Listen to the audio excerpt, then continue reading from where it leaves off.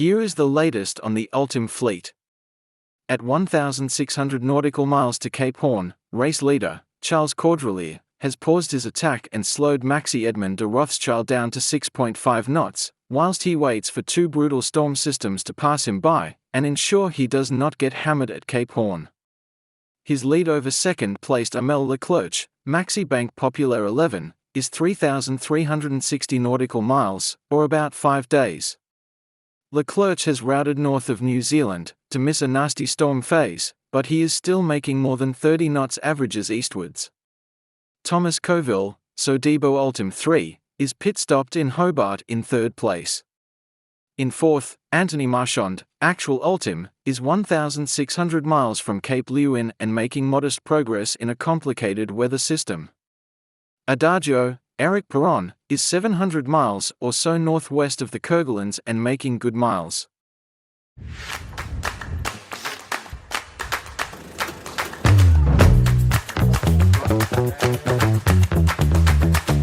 On accepte de perdre du temps, mais il faut qu'on gagne ailleurs, donc on a pu réparer tout ce qui n'allait pas à bord, et on a pu en profiter aussi pour en faire un peu plus et remettre le bateau au maximum de son potentiel. Donc voilà, on essaie de mettre à profit maximum cette escale contrainte. Ça a été intense parce que voilà, il y avait 2-3 éléments clés à bord qui prenaient un temps incompressible et qu'on voulait absolument mener à bien. Il y avait aussi des réparations où on ne savait pas combien de temps ça allait nous prendre. Là-dessus, ça a été la bonne surprise parce que ça a été vite réglé. Le bateau est prêt, on n'attend plus que le feu vert des routeurs pour avoir les conditions praticables et décentes pour Thomas. Donc du coup, ça fait un créneau qui est quand même assez étroit entre les deux pour partir. J'ai mis à droite la mer du Vent,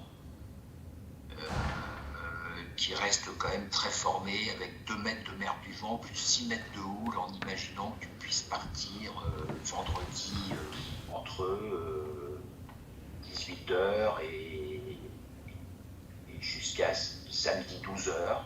Je pense que c'est la houle que j'ai du mal à imaginer vraiment, mais oui, je pense que c'est jouable. Ouais. Donc départ hôtel 4 heures. 4 heures. Ouais, on va se donner un peu de marge. Je sais pas trop là, avec ce vent dans l'axe, dans la rivière, ça se trouve, si on tire la rail de la glace, c'est qu'on met 1h30 pour sortir de la rivière. Bon, moi je vais me coucher. Hein. T'as bien raison. Donc 4h30 de chauffe. 4 heures au bateau. Non, 4 heures au bateau. 4 heures au bateau, 4h30 départ du quai.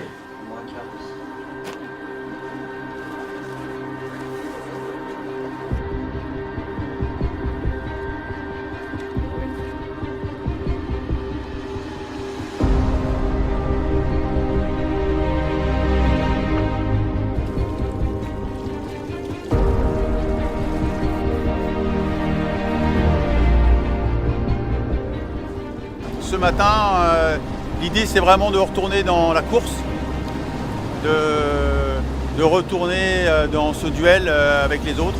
Donc on repart avec un bateau vraiment revisité. C'était à la fois la volonté qu'on avait du team de remettre le bateau en sécurité,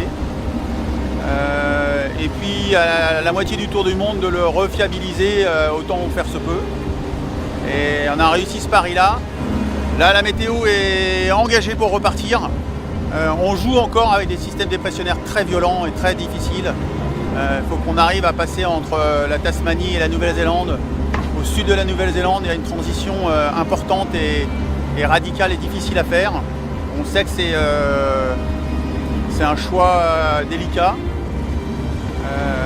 C'est pas le choix le plus facile, mais c'est le choix qui nous remet le plus dans la compétition, qui en tous les cas nous laisse dans la compétition. Ce demi-tour du monde devant nous va être encore plein de rebondissements, ça c'est sûr.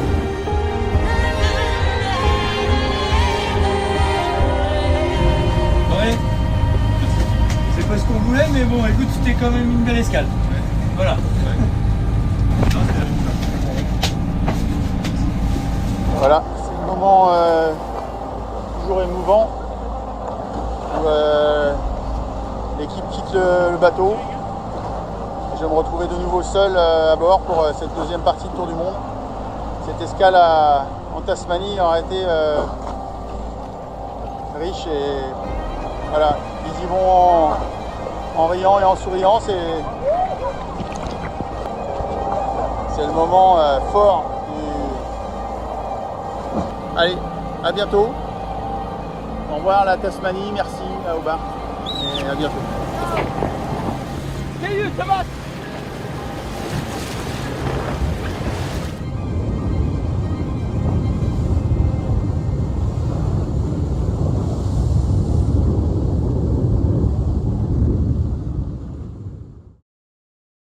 On est quel jour déjà? On est le 3, 17h30 TU.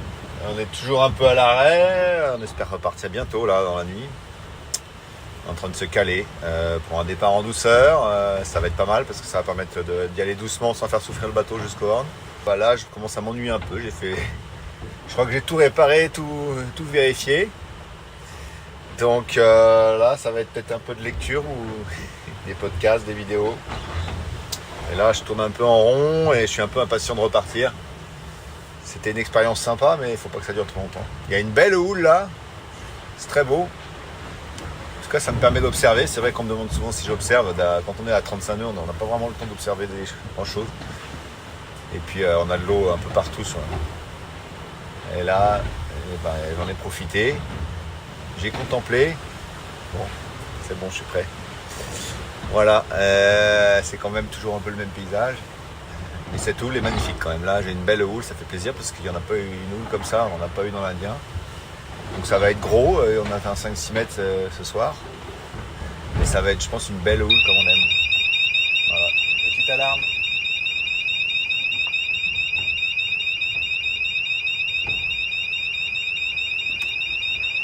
C'est le réveil d'hier. Allez, bonne soirée.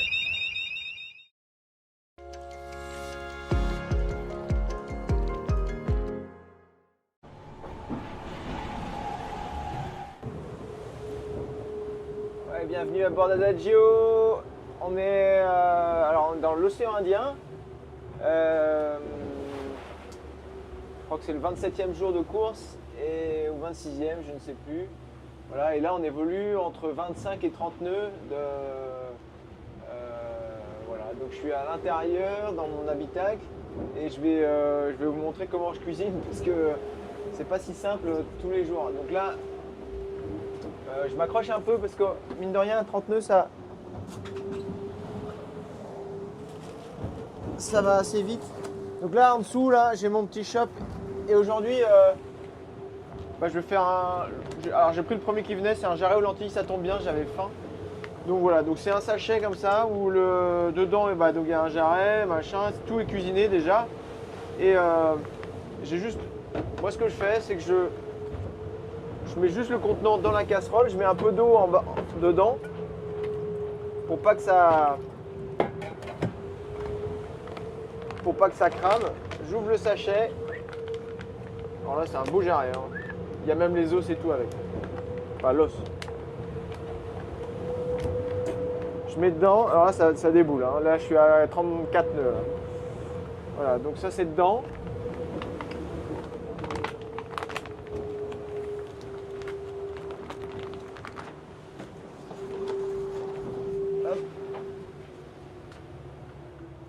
Et j'allume le gaz. Alors, l'idée c'est de mettre du gaz, mais pas trop, tout petit.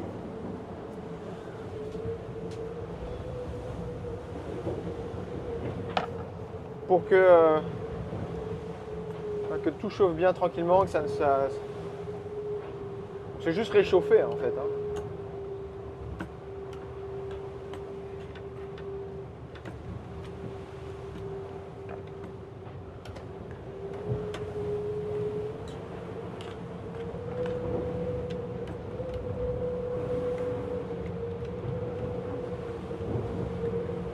Alors c'est un peu compacté avec la mise sous vide.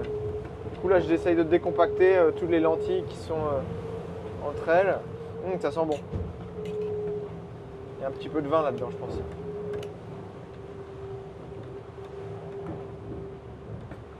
Voilà. Et jarret, j'essaie de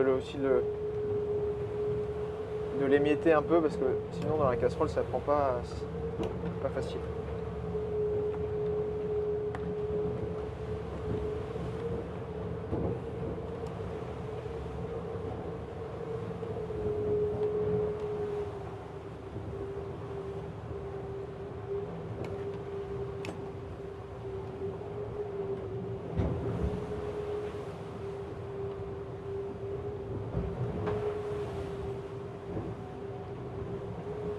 Voilà. Donc là on est pas mal.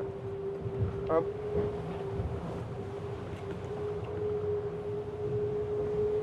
Je couvre.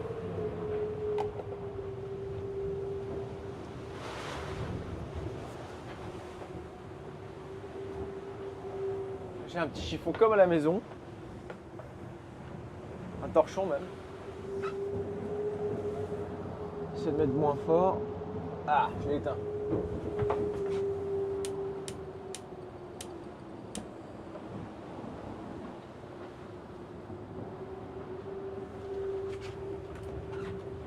Voilà, il n'y a plus qu'à attendre.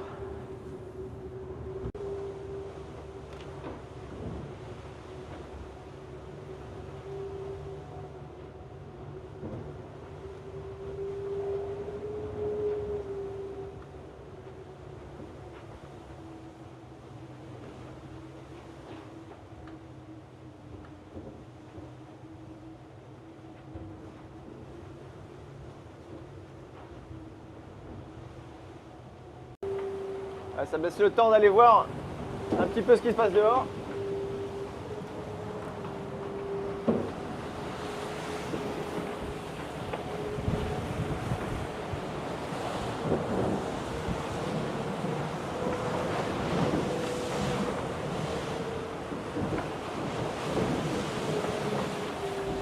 On a de la chance aujourd'hui, la mer est belle.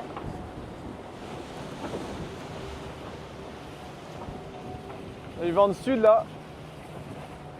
Ça caille par contre. Hein. Il y a du vent de sud.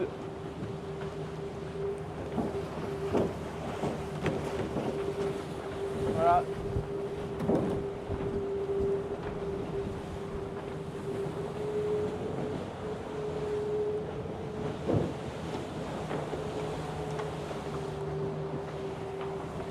Pas facile de tenir debout. Donc là on attend que ça refroidisse un petit peu. Et puis alors moi j'ai même pris un petit luxe de prendre un peu de moutarde parce que avec le jarret, un petit peu de moutarde. Hop, voilà, et il n'y a plus qu'à déguster. Alors moi je mange direct dans la casserole. Je mets le petit chiffon pour pouvoir poser la casserole.